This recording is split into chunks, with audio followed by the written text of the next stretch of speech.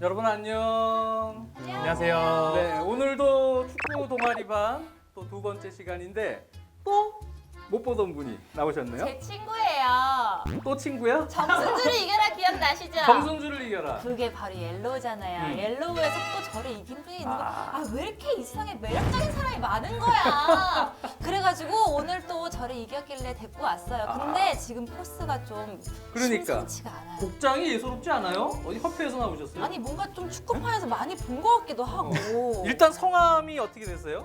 저 이름은 김영조라고 합니다. 김영조님. 네. 뭐 축구랑 관련된 그런 일을 하시는 건 아니고 그쵸, 뭔가 축구 냄새가 좀 나죠. 약간 예전에 좀 골 좀 차보신 분 같아. 트레이닝복을 입고 오셨어. 아니, 선수는 하지 않는데 그냥 이제 지도자를 하고 있어서 지도자를요? 지도자를 하고 계세요? 네. 아 그러시구나. 어디서 원래 부산에서 이제 부산에서? 소년 코치로 활동을 하다가 어떤 클럽? 초등학생 이제 초등학생 그 지도자를 했었는데 뭐 동네에 작년에는 있는 어떤 네 그런- 원래 부산 아이파크 부산 아이파크요? 네 보급반 코치로 오, 대박. 조금 운 좋게 야 대박이다. 부산 아이파크. 네. 아이파크 우리 영어 써드려야지. 원투펀치 블루가 야. 고퀄이에요. 지금은 서울에 그럼 오신 거예요? 네, 서울에서 지금은 이제 제가 스페인을 가기 전에 몸을 조금 관리하고 싶어서 스페인을 왜? 스페인은 왜 가지? 스페인에 이제 제가 7월 달에 축구 지도자 교육을 받으러 지도자 가게 교육 돼서 받으시러. 네. 우리 저 예전에 원투펀치 나오셨던 오동훈 네. 코치나 장영훈 코치처럼 네. 그런 연속 코스 네네, 밟으시려는 거예요? 맞습니다. 오. 네. 혹시 원투펀치 팬들을 대박이다. 지난주에 나오신 분도 맨유 팬이신데 굉장히 지식이 해박하셨죠. 서울대학교 다니신 정순주를 이긴 분들이 다 이유가 있네. 다음 옷이 비슷한데 정순주들이 같긴 한데 어디 팬이세요?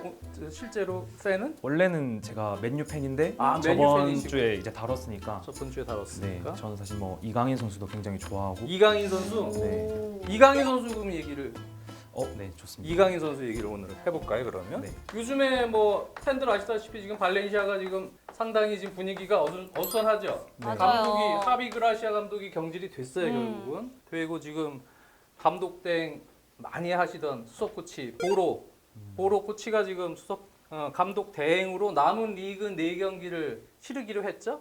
어떤 관점에서 지금 좀 오늘 얘기를 좀 하고 싶은 거죠. 아무래도 이강인 선수가 음. 이제 경기 출전을 너무 못하다 보니까 맞아. 기회를 왜 부여를 받지 못하는지 그런 부분이 조금 제일 의아하기도 하고 그래서 맞아. 네, 그 원인이 좀 궁금했거든요. 음. 네. 아니 정말 선생님 우리가 이강인 선수를 얘기를 할 때 엄청난 굉장히 재능을 가지고 있는 포텐을 가지고 있는 그쵸. 선수라고 했었는데 네. 감독이 두 분이 바뀌었는데 왜 다 두 감독 다 이강인 선수를 이렇게 안 쓰는 거예요? 이강인 선수의 재능을 감독이 몰라서 최근에 기용을 안 하진 않았겠죠. 그럼 네, 뭘까요? 이강인 선수의 재능은 발렌시아 관계자는 더 잘할 것이고 감독은 또 더 잘할 것이고 우리 팬들도 익히 잘 알고 있어요. 맞아요. 이강인에 좀 관심이 많은 이러한 또 어린 선수들에 대한 관심이 많은 팬들도 이강인 선수는 상당히 유명해요. 근데 이렇게 좋은 재능을 다 알고 있는데 감독이 뭐 일부러 지려고 막 안 쓰는 건 아닐 거 아니에요. 네. 글쎄 어떤 부분일 것 같아요? 이강인 선수를 최근에 하비 그라시아 감독은 왜 안 썼을까요? 뭐 어떤 문제가 있는 것 같으세요? 본인이 생각하는 전술에 좀 부합을 하지 않는다? 전술. 내가 원하는 롤과 전술에 안 부합이 맞는다? 전술 팀하고 안 맞는다. 이것도 맞는 얘기 될 수 있을 것 같아요. 또 어떤 생각이 들 수 있을까요? 팀의 승리에 이강인보다는 다른 좋은 대안이 있거나 또 이강인 선수가 들어갔을 때 단점이 또 보이거나 뭐 그런 이유가 있지 않겠습니까?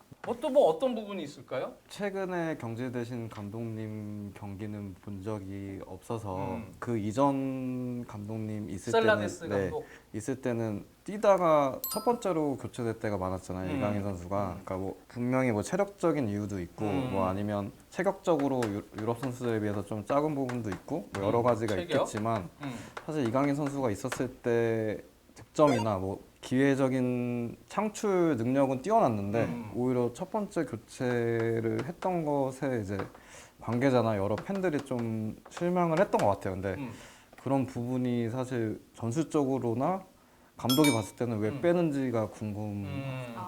너무 빨리 뺀다? 이강인 선수는 장점 특출나죠. 어떤 기회 창출 지금 말씀해 주셨죠. 기회 창출에 있어서 팀이 결국은 이기기 위해서는 골을 넣어야 되는데 골을 넣을 때 아무리 경기를 잘해도 마지막 마무리가 세밀하지 못하거나 창의적이지 못하거나 그런 결과가 나올 거 아닙니까? 그런 부분에 있어서 사실은 이강인 선수의 장점은 뭐예요? 일단 창의력, 기회 창출에 있어서 센스 좋다 그러죠, 이강인 선수. 네, 그렇죠? 맞아요. 예? 이게 뭐 창의력이지 뭐. 창의력이 아주 뛰어나요. 아주 기가 막혀요. 또 개인 전술, 테크닉이 아주 좋잖아요. 그러다 보니까 어떤 상황에서도 탈압박할 수 있는 능력이 있고 킥이 또 아주 좋고 왼발 킥. 20세 월드컵 때 제가 목이 아파라 중계를 했잖아요. 공격적으로 뭐 하나를 딱 만들 때 방점을 찍을 때 이강인 선수는 확실히 능력이 있어요. 그런 천부적인 재능을 가지고 있고 이런 선수가 우리나라에 그동안 뭐 있었나요? 제 생각에는 거의 없었던 것 같아요. 이런 스타일. 정통 천재형 10번 룰, 흔히 얘기하는 과거 클래식한 전술에서의 10번이죠. 공격형 미드필더. 그러한 롤의 특징을 잘 가지고 있는 아직 나이가 어린, 아직 성장 가능성이 무궁무진한 한국 최고의 보물이면 틀림없어요. 선생님은 확실히 그거를 확신하신다는 거죠. 확신하죠. 포텐이 있다는 거를. 확신하죠. 근데 왜 단점들이 노출이 되고 아까 말씀드렸던 뭐 이런 이유들이 나오는 걸까요? 일단은 지도자를 하시니까 글쎄요 뭐 어떻게 생각할지 모르지만 제 생각은 그래요. 감독 입장에서는 일단 팀이 이기는 게 중요하고요. 혼자서 어떤 장점을 극대화시켜서 그게 결과로 도출이 되면 그 선수를 쓰겠죠 계속. 하지만 그러한 결과가 항상성 있게 장점만 계속 발휘가 돼서 항상성 있게 결과를 도출하지 못할 경우 지도자는 다른 대안을 찾게 돼 있고 그런 다른 대안을 찾을 때는 가장 중요한 거는 전체 팀원입니다. 팀원이 어떠한 팀의 밸런스를 잘 유지할 수 있느냐. 그거는 공격도 중요하지만 축구는 결과를 누리기 위해서는 수비도 중요하고. 근데 단점으로 뭐 지금 선생님께서 질문해 주셨지만 전후반에서 뭐 교체 타이밍이 나간다. 이거 체력적인 부분은 이것도 노하우가 필요한 거예요. 이강인 선수가 올 시즌에는 체격적인 부분도 마찬가지입니다. 피지컬적인 부분. 이 피지컬에는 체력, 뭐 체격 다 포함이 되는 거죠. 신장이 약간 왜소하고 하니까 올 시즌에 뭐 했어요? 월컵. 몸이 좀 단단해졌어요. 근육량이 좀 늘어난 거죠. 근육량이 늘어나서 그동안 지난 시즌에 뭐 기술을 발휘하려고 하기 전에 그냥 꽝. 그럼 넘어지서 그냥 파울. 경고 안 나와요. 그 정도 파울. 이강인 선수는 기술을 발휘하는 지역이 보통 파이널 서드 안쪽이에요? 아니란 말이에요. 뒤로 빠져서 플레이를 많이 하기 때문에 그 위치는 선수들이 보면 아, 저 기술 있어. 공간 주면은 시야를 확보하게 하면 저 친구는 좋은 방향 전환 킥을 날리거나 좋은 패스를 주거나 그러니까 선수들 입장에서는 어때? 이강인 선수가 잡으면 그게 된단 말이에요. 그냥 그래서 이거 박아버리니까 이강인 선수가 그러면 넘어져서 파울 당하고 뭐 하고 그러니까 이강인 선수가 뭐 했어요?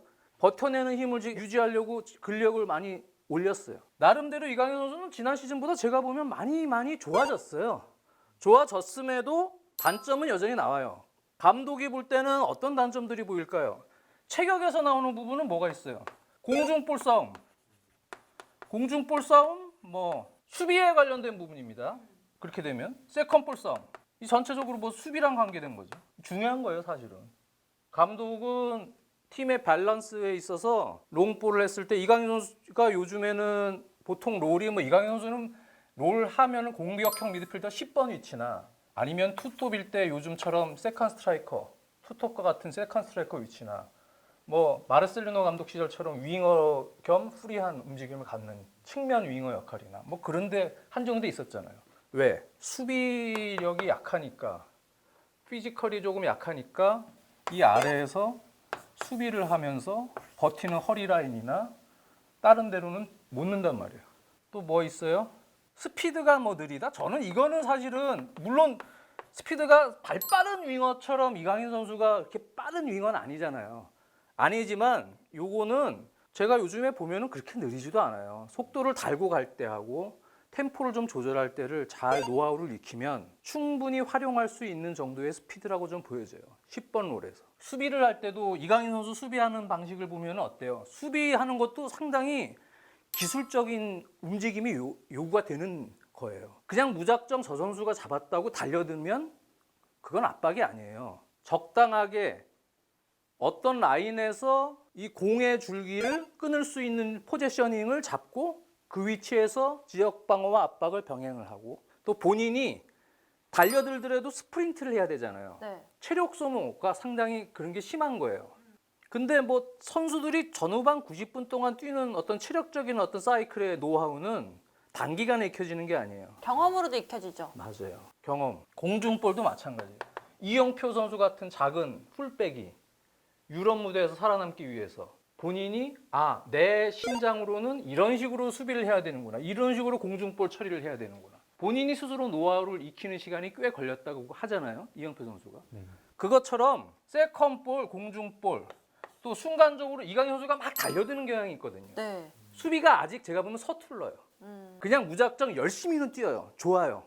그리고 이강인 선수는 기본적으로 근성이 있어요. 투지가 있더라고. 그래서 딱 보면은 막 달려들고 막 악착 같고 이런 건 있어요. 근데 이게 효율적으로 배분을 할 수 있어요.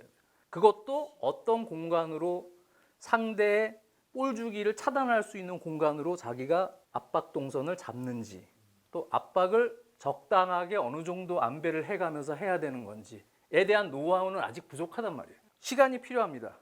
시간이 필요하되 어떤 조건이 있어야 돼요? 기회를 받아야 되고. 그렇죠. 경기를 많이 뛰어야 돼요. 경기를 많이 실전에서 뛰어야 이러한 단점들은 해소가 됩니다. 근데 경기를 많이 못 뛰면 그런 노하우들이 생기질 않죠. 아니 그러니까 우리 강인이가 좀 성장할 수 있게 좀 기회를 달라는데 왜 이렇게 안 주는 거예요 대체? 물론 기회를 안 준 건 아니에요. 근데 이 전술하고 뭐 팀하고 안 맞다. 이것도 틀린 얘기는 아니에요. 이 팀 자체가 이강인 같은 이른바 10번 이러한 공미를 살려주려면 뭐가 필요해요? 어떤 전술이 됐든 뭐 예를 들어서 4-3-1-2 전술이 됐던 다이아몬드 전형이겠죠? 네. 1, 20번이 있고 뒤에 3명의 수비를 잘하는 홀딩과 박스 미들이 받치고 있고 투톱이 사이드로 돌면서 결국은 원이 공격형, 클래식한 그런 위치에서 수비 부담 없이 역할을 수행하는 전술이거나 뭐 4-3-3이다. 이럴 때 윙포드의 한 자리지만 후리한 움직임을 가져가면서 10번 롤을 수행하는 뭐 예를 들면 요즘에 에버튼의 하메스처럼 그런 식으로 간대거나 뭐 3-5-2의 정삼각형 중앙 미들 윙백 그 중간에 3명의 미드필더 중에 2명의 홀딩이 받치고 위에 공격형 미드필더가 프리하게 움직여주면서 자신의 재능을 발휘하게 한다든지. 근데 여기에 대한 다 전제 조건은 뭐예요? 수비력이 뒤에서 받쳐줘야 돼요. 뒤에서 수비를 잘하는 2명의 중앙 미드필더가 있어야 되고 이 10번이라는 선수가 특출난 재능을 가지고 있어서 결과를 계속 내주면 그 선수에 맞는 전술을 감독이 쓸 수밖에 없습니다. 근데 문제는 뭐예요? 지금 발렌시아라는 팀은 강팀이 아니에요. 강팀 아니에요. 맞아요. 구단주가 지난 시즌에 허리라인들 막 팔아버렸어. 파레오 또 누구 팔았어? 코클랭 뭐 콘도구비야 뭐 다 팔아버렸어. 그리고 데려오지도 않았어요. 허리가 그냥 완전히 그냥 망가졌단 말이에요. 이 팀은. 그러다 보니까 요즘에 막 물론 라치치도 쓰고 그다음에 솔레르 같은 선수를 중앙 미드필더로 쓴단 말이에요. 솔레르 같은 선수는 사실은 전형적인 중앙 미드필더는 아니에요. 윙어 성향이 훨씬 강하지. 그렇잖아요. 이게 허리가 지금 밸런스가 수비를 확실히 할 수 있는 유형도 아니고 이강인 선수에게 맞는 팀이 아닌 건 맞아요. 그리고 수비도 안정적으로 점유해서 주도하는 유형이 아니에요. 1차 빌드업 미스가 많아요. 이 팀은. 많다 보니까 이강인 선수는 어떤 경기들이 많냐면 잘하는 경기는 예를 들어서 최근에 이강인 선수가 그래도 기회를 받았던 경기가 뭐예요? 제 기억에는 이한 중하순? 그쯤으로 기억을 하는데 셀타비고전 때 이강인 선수가 상당히 오랜만에 선발 출장 기회를 받아서 잘했습니다. 온도볼 상황 잘했어요. 마지막에 결정적인 박스 근처에서의 딱 왼발 수루 패스 넣어줘서 결승골 만들어줬어요. 네. 그래서 이 경기 이겼단 말이에요. 2-0으로. 셀타전. 그 경기는 잘했는데 여전히 이 경기 때문에 사실은 셀타전, 헤타페전이 있었고 비아레알전 있었는데 그리고 마지막에 레반테전 4경기 연속 선발로 나왔었어요. 레반테전까지. 잘했는데 다른 경기는 또 임팩트를 보여주지 못했어요. 감독 입장에서 보면은 여러 가지 장점도 확실하지만 단점도 보이고 또 박스 근처에서 아직은 그것도 노하우가 필요한데요. 이강인 선수가 허리라인에서 공을 조금 받으러 가서 전개하고 그럴 때는 조금 리드미컬하게 원터치로 좀 빠르게 주고 템포를 유지하면서 가긴 하는데 페널티 에리어나 그쪽 근처에서는 간혹 지금 주고 들어가야 될 타이밍인데 그럴 때 볼을 끄는 경우들이 있어요. 볼을 끌다가 에워싸여서 오바랩한 선수나 이런 선수들은 템포를 딱 놓치고 대기하고 혼자 결국은 탈압박은 성공을 또 해요. 우리가 온도볼 하이라이트만 보면 이강인 선수가 이야 역시 이강인 저 기술 봐라 이렇게 얘기할 수 있겠지만 감독 입장에서 보면 좋은 플레이가 아닌 경우들도 있어요. 그렇게 타이밍이 안 볼을 맞아. 끌어서 탈압박을 한 경우가 왜? 그 상황 같은 경우는 주고 그냥 들어갔어야 되거든. 그러니까 간결하게 해야 될 타이밍과 볼을 좀 소유하면서 상황을 봐야 될 타이밍 어떤 선택을 하고 본인은 들어가야 될지에 대해서 빠르게 본능적으로 판단하려면 노하우가 필요합니다. 네. 그거는 지금 이 어린 나이에 그런 걸 할 줄 알면요. 그러면 세계적인 선수예요. 예.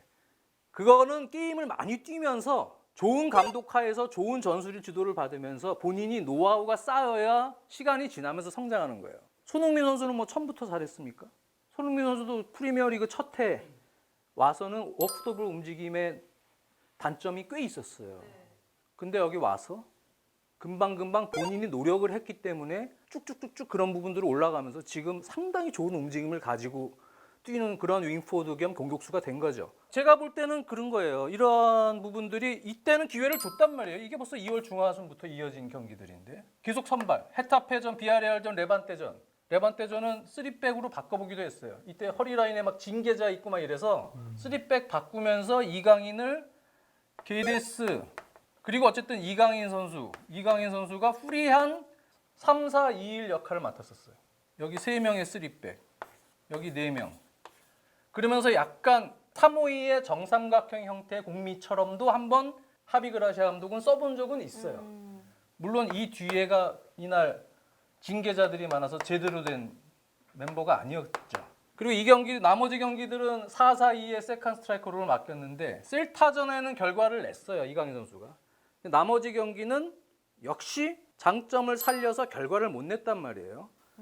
그런 부분에서 감독 입장에서는 고민을 하는 부분이 있을 거예요. 왜? 다른 부분에서의 단점도 있기 때문에. 그거는 눈에는 크게 확 띄지 않지만 전체적인 공수 운영을 하는 감독의 입장에서의 밸런스 유지는 매우 중요합니다. 근데 여기서 비아레알전 같은 경우는 게데스라는 선수가 있어요. 게데스 선수가 교체 투입돼서 맹활약하면서 역전골을 넣었어요. 게데스 선수가 다시 돌아오면서 고민이 생기기 시작한 거예요. 그러다 보니까 게데스가 이강인 자리 세컨 스트라이커로 갔을 때 조금 더 장점이 보이는구나라고 생각했을 수도 있어요. 그라시아 감독 입장에서는. 그러고 나서는 레반테전을 마지막으로 그라나다전 이겼죠. 이 경기 때도 투톱의 세컨 스트라이커는 투톱이 뭐 막시 고메즈가 나올 때도 있고 막시 고메즈 약간 다치거나 뭐 이럴 때는 이제 가메로가 나오는데 게데스 선수가 어쨌든 세컨 스트라이커로 이제 나오는 거예요. 네. 4-4-2. 그리고 제가 기억하는 가장 최근 경기 중에 발렌시아의 밸런스가 가장 좋았던 경기, 내용적으로 가장 좋았던 경기가 카디스전이에요. 카디스전은 물론 경기를 1-2로 졌어요. 그라나다전은 이겼지만 이때도 비슷한 멤버가 나왔어요. 근데 첫 실점은 굴절돼가지고 하나 헤딩으로 먹고 나중에 또 실점하긴 했는데 내용적으로는 제가 보면 카디스전 되게 좋았어요. 네. 일단 밸런스가 살아있었어요. 막시 고메즈가 못 나와서 가메이로 선발에 역시 게데스 선수가 투톱 세컨 스트라이커 롤을 봤어요. 그리고 왼쪽 미드필더부터 블랑코가 있었고 그 다음에 라치치, 솔레르, 오른쪽에 바스 그렇죠? 여기 호세가야 왼쪽 수비 그 다음에 디아카비 센터백이 있고 또 가브리엘 파울리스타가 있죠? 그렇죠? 코헤이아 선수가 있고 뭐 키퍼야 뭐 실러슨이 됐던 도미니크가 됐던 어쨌든 간에 이런 4-4-2 체계에서의 밸런스가 제일 좋았어요. 이강인은 없네요. 이강인이 없을 때 전체적으로 보면 이 경기가 선수들의 기동력, 공수 전환 또 전체적인 템포, 리듬 다 살아있었던 경기예요. 이 경기에 이강인 선수가 없었어요. 슬픕니다. 네. 그렇기 때문에 사실은 하비 그라시아 감독 입장에서는 게데스 선수가 최근에도 그렇지만 지금 현재 발렌시아에서 공격에서는 제일 중요한 옵션을 차지하고 있어요. 네. 속도가 있어야 되고. 그렇기 때문에 감독 입장에서는 카디스전 이후로 최근 1년에 뭐 소시에다드전도 있었고 오사수나전도 있었고 가장 최근에 바르셀로나전 2대3 패배도 있었는데 한 4-5경기 됐죠. 그 이후에 이후까지 이강인을 선발로 안 쓴 거예요. 오사수나전 때만 딱 교체로 한번 넣었죠. 왜? 이 멤버들 중심으로 그냥 끌고 갔어요. 중간에 약간의 부상자나 징계자나 이럴 때 부분적 로테이션을 쓰긴 했지만 그냥 간 거예요. 왜? 이게 제일 좋았거든요, 내용적으로. 네, 국내 팬 입장에서는 사실 밸런스는 좋지만 결과는 안 좋잖아요. 5경기 연속 어쨌든 승리가 없는 상황이니까. 근데 이강인이 선발이든 교체든 나왔을 때는 승점을 그래도 땄었단 말이에요. 그래서 뭐 그런 부분에서 이제 국내 팬으로서는 좀 아쉬운 부분이 그렇죠. 근데 맞아. 거꾸로 생각을 해보면 이때 왜 셀타전에 갑자기 한 달 만에 이강인 선수를 선발로 기용했을까요? 이 전까지 이강인 선수를 빼고 한번 써봤는데 선발에서 공격에서 마무리가 안 되는 거야. 결정력이 없는 결정력이 거예요? 없는 거예요. 몇 경기네 리그에서 계속 안 되겠다. 이강인 넣어야겠다. 그리고 넣기 시작했단 말이에요. 넣었는데 요 한 경기는 잘했고. 헤어스 역할을 해줬는데 나머지는 결과를 못 냈어요. 근데 이 이후에 그라나다전부터 부터는 카디스전 이후에는 실점을 꽤 하긴 했는데 득점도 했어요. 근데 실점하는 과정이 거의 다 미스예요. 실책. 1차 빌드업 실책. 다 주지 않아도 될 실점을 했어요. 그렇기 때문에 그라시아 감독 입장에서는 지금 내용은 좋아. 실점한 거는 저거는 전술과 공격도 실수가 선수 아니다. 초이스의 미스는 아니야. 그렇게 생각할 수 있다는 얘기죠. 이게 경기 내용적인 부분과 연관이 돼서 이거 경기 내용 이거 도저히 심각해서 안 되겠다. 다시 바꿔줘야겠다라고 생각했다면 다시 넣겠죠. 근데 실점했던 과정이 그런 과정은 아니었다는 얘기죠. 그러니까 그라시아 감독 입장에선 계속 끌고 갔을 거다.